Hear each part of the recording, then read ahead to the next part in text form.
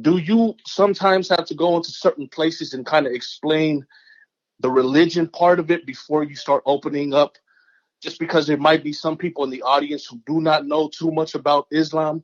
And then on top of that, regards to my friend speaking on doing good deeds, are there any behind the scene things that the people of Islam or that you know of that we don't see every day on the news that the culture is actually doing to provide during this pandemic?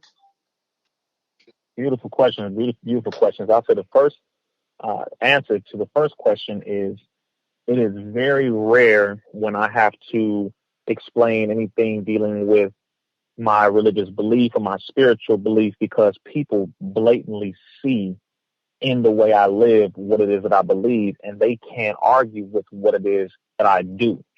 And so they look at that and they see the results. Really, at that point, it's no longer about the theology. It's no longer about what you call God. They look at, okay, well, look at the results of what he's doing. You know, we're interested in that because we want that. Now, whatever you call it is whatever you call it, but that he's doing, or the information that is being brought forth or given, that's all we need. And I don't push my belief on nobody. That's not how I operate, bro. We don't deal with that, man. Especially when it comes to black and brown folks. I don't give a damn. You can call God whatever. You call him Mary, you call him Jesus, you call him Buddha, Yahweh, Allah, Jehovah, the Most High. Look, that's cool. All that is nice. This government don't give a damn. Right. Frankly, the government does not give a damn what you call God. Matter of fact, they use that against you along with every other strategy to keep you divided. So as long as we get stuck on that, we will never be successful. That's why I tell people, whatever you call God, beautiful. But let me give you the facts about what this enemy is doing so that you can have the solutions as to how you can get out of that while still maintaining your religious belief, whatever that religious belief may be. Facts. You see? So that's everywhere I go. But that's why I can go into any area. That's how we're taught in the Nation of Islam. We're taught that, brother. It's not, religion is not what you profess. It is what you practice.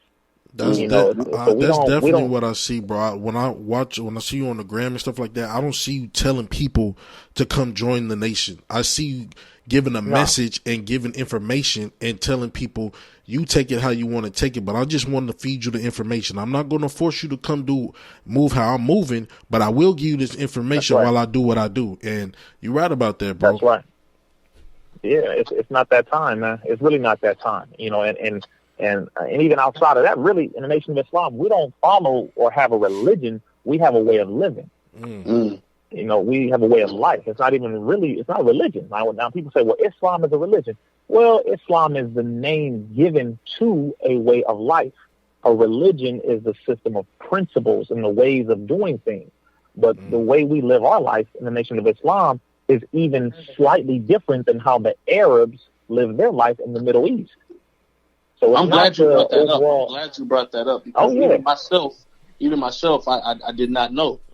So, for all those who did not know, I mean, now we hear it from you and out of your mouth, which is great. Oh, yeah, brother. I mean, just a few quick examples. Like the reason why we don't have a beard is because we're not just Muslim, which we are, but we're Muslim soldiers. So we're not just the pray about it and pray to Allah and 5 times a day and that's all we do. No, we pray and we get to work. We operate on what God says. We don't just listen to what he says and pray that he'll do something for us. No, we get up and make it happen. He created us to handle our own problems. The Holy Quran says Allah helps those who helps themselves. Exactly. So we don't sit here and just pray about it. So the cutting of the beard and all that kind of stuff, that's because we're actually soldiers. There's nowhere in the Quran which mandates that we have a beard. And people try to argue that point. It's like, nigga, it's hair, bro. We're in America right now. Like,